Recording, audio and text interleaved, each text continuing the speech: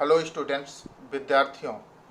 मैं रमेश कुमार तिवारी, प्रवक्ता Shri Verde Jain inter college Lalitpur, आपके हिंदी विषय के द्वितीय खंड अनिवार्य संस्कृत का आज हम एक महत्वपूर्ण अध्याय का अनुवाद आप लोगों के लिए लेकर आए हुए हैं।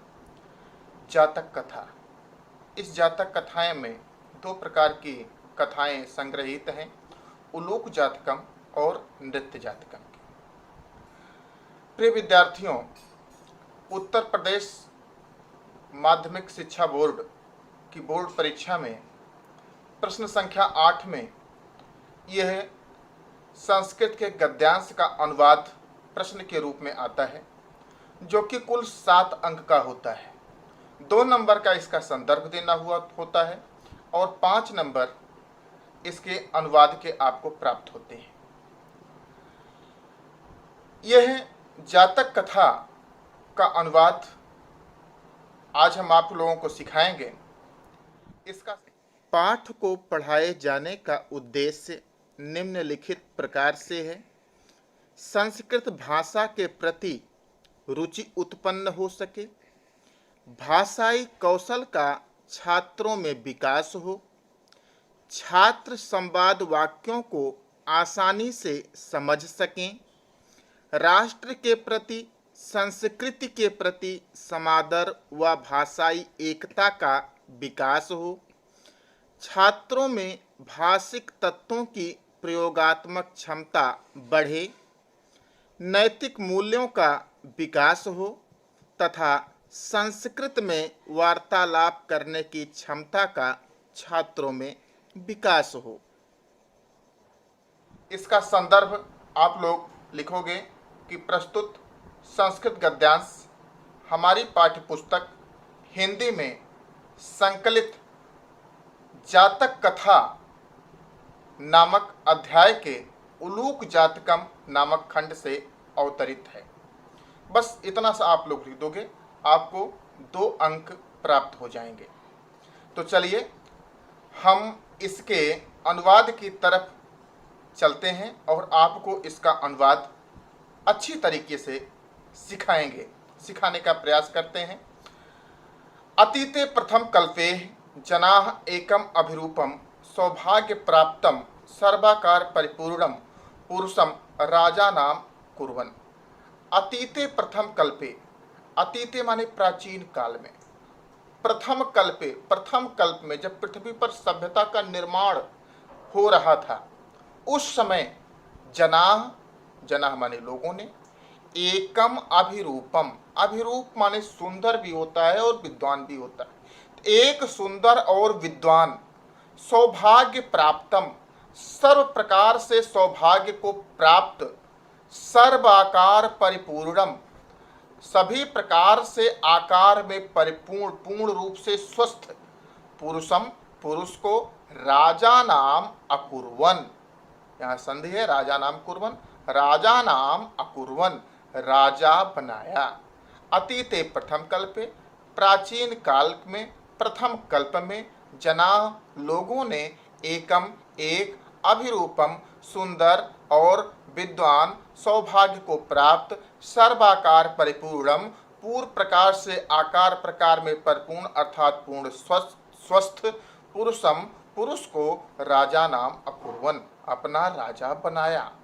चतुष्पदा, 4 पैर वालों ने अर्थात चौपायों ने, कौन? पशुओं ने, अपि माने भी, सन्निपत्य एकत्रित होकर, एकम सिंहम राजा नाम अकुर्वन्, चौपायों अर्थात पशुओं ने अपि भी सन्निपत्य एकत्रित होकर एक सिंह को अपना राजा बनाया। ततः तब शकुनि गणा, शकुनि माने होता है पक्षी और गण माने होता है समूह, तब पक्षियों के समूह भी हिमवत प्रदेशे, हिमालय प्रदेश पर एकस्मिन पाषाणे, एक बड़ी चट्टान पर, पाषाण शिलाखंड पर या चट्टान पर, सन्निपत्य माने एकत्रित होकर, तब पक्षियों का समूह भी हिमालय प्रदेश के एक बड़ी चट्टान या पाषाण पर एकत्रित होकर उन्होंने कहा मनुष्येषु राजा प्रज्ञायते, मनुष्यों में भी राजा विद्यमान है, तथा चतुष्पदेषु च, तथा चौपायों में भी राजा विद्यमान है। अस्माकं पुनरंतरे राजा नाथ, अस्माकं माने हमारे, पुनः अरंतरे पुनरंतरे हमारे बीच में राजा नास्ति, कोई राजा नहीं है। अराजको वासो नाम ना वर्तते, बिना राजा के निवास नहीं करना चाहिए, क्योंकि जब तक राजा नहीं रहेगा तब तक जो है हम लोगों के आपसी झगड़े या हम लोगों के हित का चिंतन कौन करेगा, आपसी झगड़ों से निपटारा कौन करेगा, और हम लोगों के लिए क्या हितकर है क्या अहितकर है इसका चिंतन कौन करेगा। तो अराजको वासो नाम न वर्तते, बिना राजा के निवास नहीं करना चाहिए। एको राज स्थाने, राजस्थाने मतलब राज स्थाने स्थापयितव्यः, किसी एक को राजा के स्थान पर अर्थात राजा के पद पर स्थापयितव्यः स्थापित करना चाहिए। इति उक्तवन्तः, ऐसा उन लोगों ने कहा। उन लोगों ने कौन? पक्षियों के समूह ने आपस में विचार करके कहा।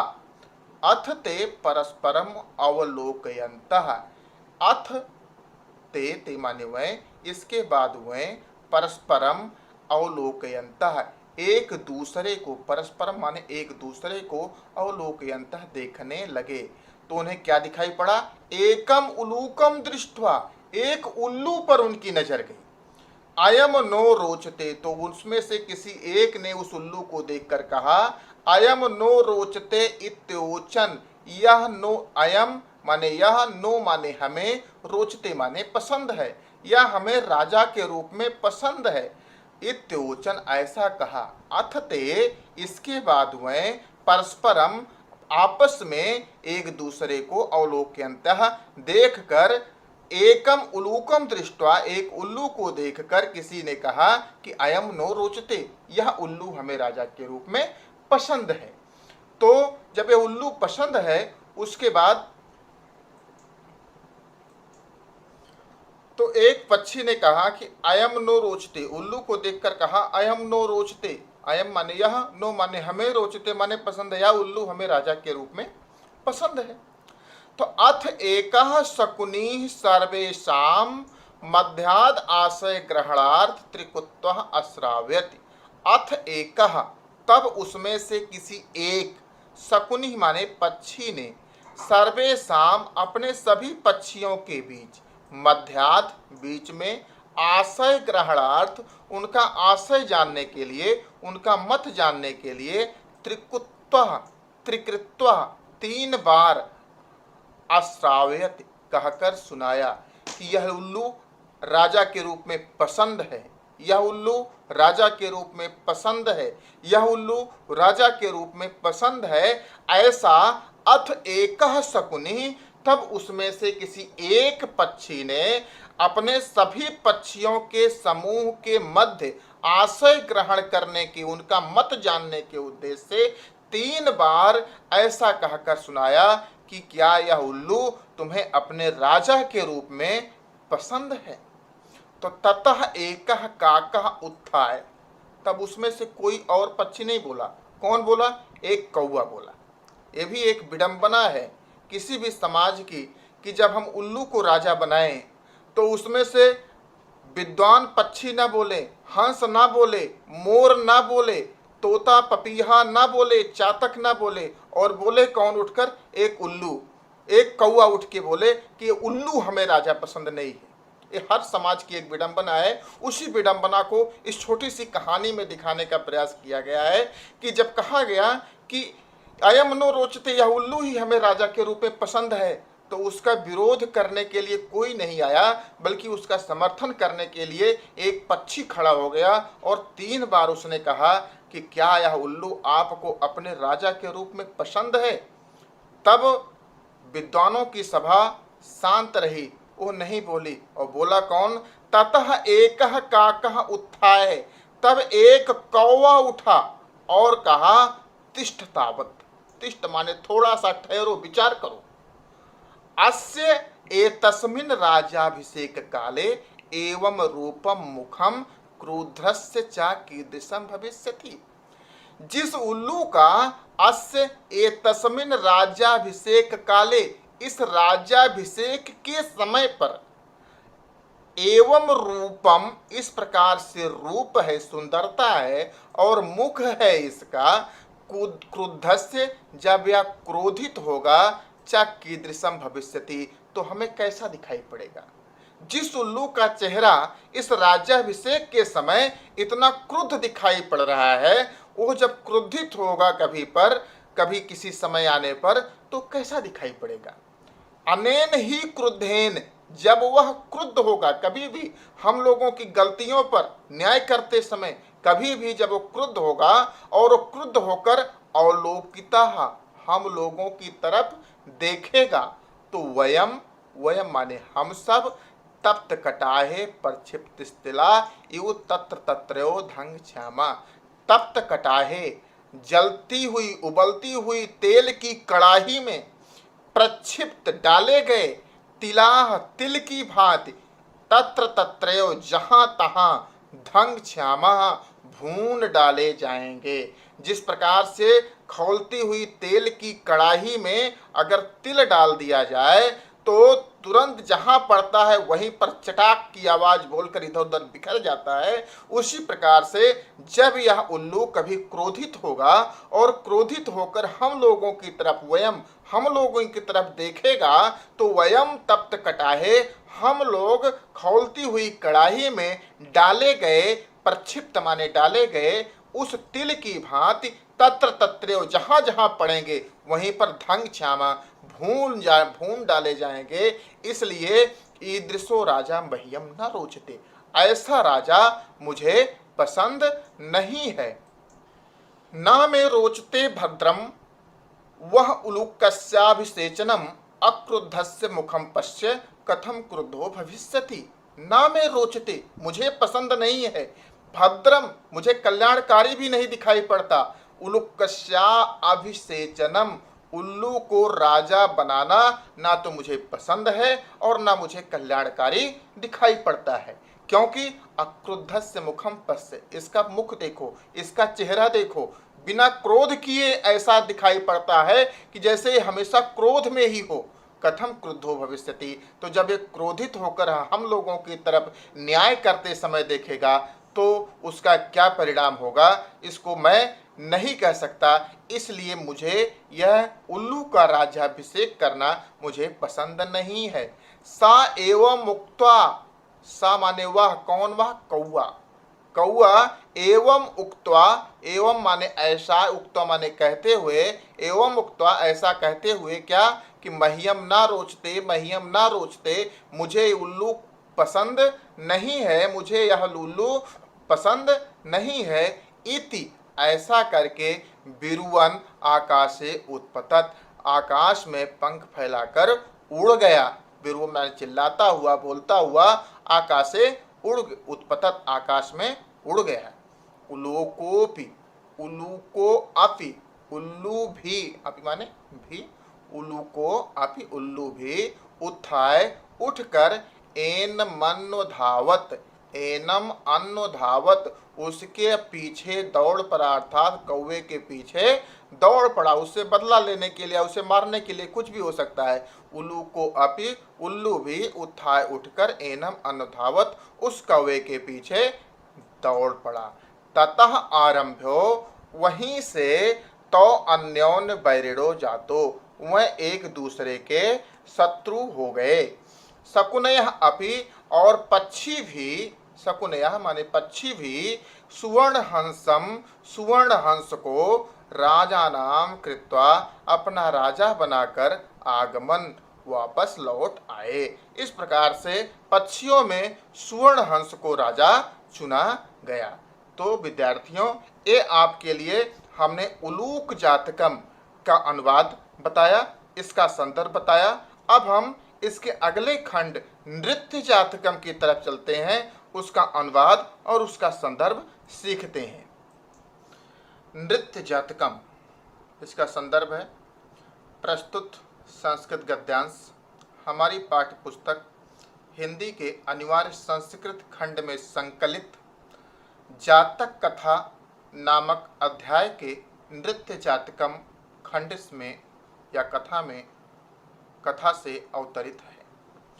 तो हम अगला खंड इसका पढ़ते हैं। नृत्य जातकम। अतीते प्रथम कल्पे, प्राचीन काल के प्रथम कल्प में जब पृथ्वी पर सभ्यता का उदय हो रहा था, उस समय चतुष्पदाः सिंहम राजानाम अकुर्वन्। अतीते प्रथम कल्पे चतुष्पदा, चौपायों ने सिंहम, सिंह को राजा नाम अकुर्वन्, अपना राजा बना लिया।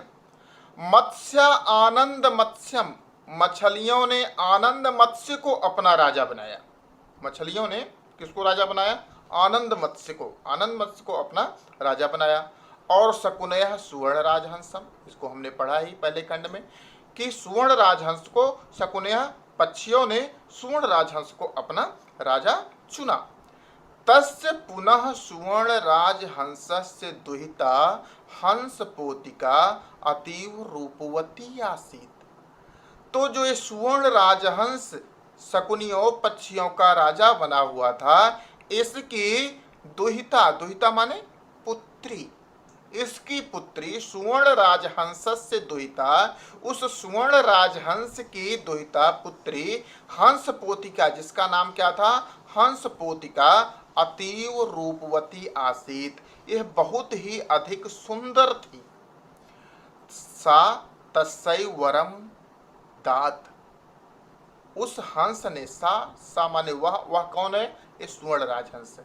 सा वह, अर्थात उस राजा ने, सुवर्ण राजहंस ने, तस्यै अपनी पुत्री को वरम दात, यह वर प्रदान किया था। यत सा आत्मन निश्चित रुचितम स्वामिनम ब्रूयात इति, आत्मनः चित्त रुचितम, उसकी आत्मा को, उसके मन को, रुचितम जो पसंद हो, आत्मनः चित्त रुचितम, तुम्हारे मन को जो रुचित मतलब पसंद हो, स्वामिनम ब्रूयात, वैसे पक्षी को अपना स्वामी तुम वर्ण कर सकती हो। सा तस्यै, उस सुवर्ण राजहंस ने, तस्यै अपनी पुत्री को वरम दात, यह वर प्रदान किया था। यत सा, कि उसे जो भी अपने चित्त के, अपने मन के, अपनी आत्मा के पसंद हो, ऐसे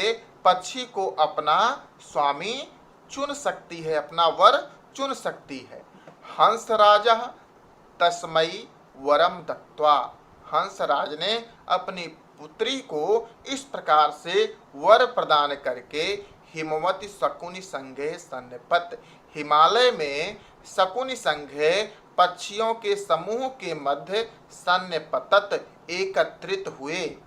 नाना प्रकारः हंस मयूरादयः शकुनिगणः समागत्य एकस्मिन् महति पाषाण तले सन्निपतन्।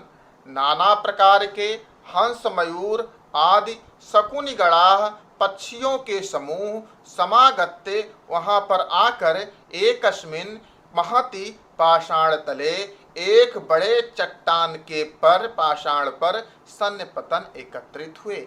नाना प्रकार, अनेक प्रकार के, हंस मयूर आदयः, हंस मोर आदि, शकुनिगणाः पक्षियों के समूह, समागत्य वहां पर आकर, एकस्मिन् महति पाषाण तले, एक बड़े पाषाण पर या पाषाण तल पर या चट्टान पर सन्निपतन एकत्रित हुए। हंसराजा आत्मनः चित्तरुचितम स्वामिकम आगत्य ब्रूयात इति दुहितरम आदिदेशः। हंसराज ने आत्मनः, हंसराजा दुहितरम आदिदेशः, यहाँ से पढ़िए, हंसराज ने दुहितरम, दुहितरम मतलब अपनी पुत्री को, आदिदेशः आदेश दिया। हंसराज ने अपनी पुत्री को आदेश दिया क्या? कि आत्मनः चित्तरुचितम स्वामिकम आगत्य ब्रूयात, यहाँ पर आओ और अपनी आत्मा और चित्त को जो तुम्हें पसंद हो वैसे स्वामी का यहाँ पर आकर वर्ण करो। यह पक्षियों का समूह एकत्रित है, यहाँ पर आओ और अपने मनो अनुकूल, अपने वर को, अपने स्वामी को तुम यहाँ पर वर्ण करो। सा शकुनि संघै अवलोकयन्ति। देखो विद्यार्थियों एक चीज देखना, सा और होता है सा, ये जो है पुरुषवाचक है और ये स्त्रीवाचक है। ये सा शकुनि संज्ञा अब यहाँ पर हंस पोतिका के लिए प्रयुक्त है, और उसके पहले ये सा ही शब्द जो है उस राजहंस के लिए प्रयुक्त था। तो ये स्त्रीलिंग है, स्त्रीवाचक है सा तौ ते तम ते तान, और ये होता है पुरुष का जो है रूप सह ते ता तम ते तान। तो इस तरह का रूप चलता है। सा शकुनि संघे अवलोकयन्ति, उस हंस पोतिका ने शकुनि संघे, शकुनि पक्षियों के संघ को, अवलोकयन्ति देखा, तो उसे कौन दिखाई पड़ा? मणिवर्ण ग्रीवम चित्र प्रेक्षणम मयूरम, तो उसे नील मणि के समान ग्रीवा वाले हंस, मोर की ग्रीवा कैसी होती है? नील मणि के समान सुंदर होती है, नील मणि के समान ग्रीवा वाले, और चित्र प्रेक्षणम, जिसके पंख पर तरह तरह के चित्र बने हुए थे, ऐसे मयूरम दृष्टवा, ऐसे मोर को देखकर वो उस पर मोहित हो गई। तो अयम में स्वामी को भवतु, उसने कहा कि यह मोर ही हमारा स्वामी होगा, इत्भासत, ऐसा कहा। तो वह शकुनि संघ, वह हंस पोतिका अपने पक्षियों के समूह के बीच में आकर जब विभिन्न प्रकार के पक्षियों को उसने देखा, तो नीलमणि के समान ग्रीवा वाले तथा चित्र प्रेक्षणम, जिसके पंख में तरह तरह के चित्र, सुंदर सुंदर चित्र जैसे बने हुए थे, ऐसे मोर को देखकर वह उसके प्रति आकर्षित हो गई, और उसने कहा अयम में स्वामी को भवति, यह मोर ही मेरा स्वामी होगा। मयूरा, मयूर, अब इस तरह का सुनकर मयूर भी गर्व में आ गया, घमंड में आ गया, थोड़ा उसे अहंकार हो गया। तो उसने कहा अद्यापि तावन में बलम न पश्यसि, अभी तो तुमने हमारी केवल सुंदरता देखी है, अभी तुमने हमारा बल नहीं देखा है। इति, ऐसा कहकर अति गर्वेण लज्जांच त्यक्त्वा तावन महतः शकुनि संघस्य मध्ये पक्षो प्रासार नर्तितुम आरब्धवान।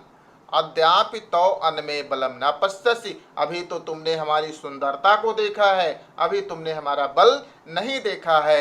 ऐसा कहकर अति गर्वेण, अत्यधिक अहंकार के साथ, लज्जांच त्यक्त्वा, अपनी लज्जा को त्याग कर, तावन महता, तावन महता मतलब किसके मध्य? उन पक्षियों के मध्य जो एकत्रित हुए थे विभिन्न जगहों से आकर, शकुनि संघस्य मध्य, शकुनि संघ के मध्य में पक्षो प्रासार, अपने पंख उठाकर नर्तितुम आरब्धवान, नाचना प्रारंभ कर दिया। नृत्यन, और नाचने से चा प्रतिछन्नो अभूत, इस प्रकार से पंख उठाकर नाचने से प्रतिछन्नो अभूत, नंगा हो गया। सुवर्ण राजहंसम लज्जितम लज्जितः, सुवर्ण राजहंस इस प्रकार से उसके की व्यवहार किए जाने पर, मोर के द्वारा इस प्रकार से व्यवहार किए जाने पर अत्यधिक अपने आप को लज्जित महसूस किया, और कहा अस्य नैव ह्री, ह्री माने संकोच, लज्जा, और अस्ति न वरहाणाम समुत्थाने लज्जा, इस मोर में ना तो किसी का कोई संकोच है कि इतने पक्षी बैठे हुए हैं, इन पक्षियों के बीच में मैं अपना पंख उठा दूं, तो इस मोर में ना तो किसी का कोई संकोच है, और ना तो वरहाणाम, वरहाणाम मतलब पंखों को, अपने पंखों को समुत्थाने, उठाने में किसी प्रकार की लज्जा ही है। तो ऐसे न अस्मय गतत्र पाय स्वदुहितरम दास्याम इत्य कथयत, मैं ऐसे लज्जा विहीन व्यक्ति को, पक्षी को स्वदुहित्रम दास्याम, अपनी पुत्री नहीं दूंगा, ऐसा उस हंस ने, राजहंस ने कहा। हंस राजा तदैव परिसन मध्ये आत्मना भगिनीयाय हंस पोतकाय द्वितरम दात। इस प्रकार से हंस राज ने उस मोर को तो अपनी पुत्री देने से साफ मना कर दिया, इसलिए तदैव परिसन मध्य, उस परिषद के मध्य में, जहाँ जिस परिषद में, जिस समूह में पक्षी एकत्रित हुए थे, वहाँ पर कौन और आया था? आत्मनः भगिनीयाय, हंस पोतकाय, अपनी बहन का पुत्र अर्थात अपने भांजे को।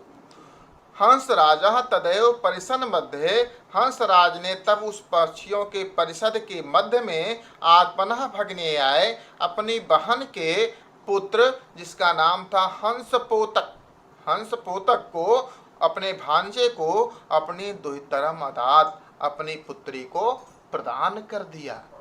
मयूरो हंसपोतिकाम अप्राप्य, देखो हंसपोतिकाम और यहाँ पर फिर प्राप्य है तो आ इसका स्वर लगेगा, तो संधि से जो अब हम इसको समास विग्रह करेंगे हंस पोतिकाम अप्राप्य, हंस पोतिका को अप्राप्य न प्राप्त करके लज्जिता लज्जित हुआ, तस्मात् स्थानात् पलायितः और उस स्थान से भाग गया। हंसराजोपि, हंसराज भी हृष्ट मानसा प्रसन्न मन से स्वगृहम आगच्छत, हंसराज भी प्रसन्न मन से अपने घर लौट आए। इस प्रकार से उस पक्षियों के समूह के मध्य अपनी पुत्री को वर प्रदान कर, जो हंसराज ने वर प्रदान किया था अपनी इच्छा के अनुरूप वर ग्रहण करो, उसने अपनी इच्छा के रूप में एक सुंदर पक्षी को वर तो अवश्य चुना, लेकिन ना तो उसमें किसी का संकोच था ना किसी प्रकार की लज्जा थी। इस प्रकार से हंसराज ने उसे अपनी पुत्री देने से साफ मना कर दिया और पुनः अपने भगनी के पुत्र अपने भांजे को अपनी पुत्री प्रदान करके उस स्थान से चले आए। मयूर भी, मोर भी अपने इस प्रकार से हंस पोतिका को न प्राप्त करके लज्जित होकर उस स्थान से चला गया। हंसराज हृष्ट मानसा स्वगृहम आगच्छत, हंसराज हृष्ट मानसा मतलब प्रसन्न मन से स्वगृहम आगच्छत अपने घर वापस लौट आए। ये कहानी जात कावली से है। इस प्रकार से एक कहानी समाप्त होती है। प्रिय छात्रों, इसके अनुवाद को आप अच्छे तरीके से सीखिएगा, अध्ययन कीजिएगा, जिससे आने वाली बोर्ड परीक्षा में आपको अच्छे अंक प्राप्त हो सकें। धन्यवाद। आपको शुभकामनाओं के साथ कि आपको यह वीडियो सीखने का अवसर प्रदान करें।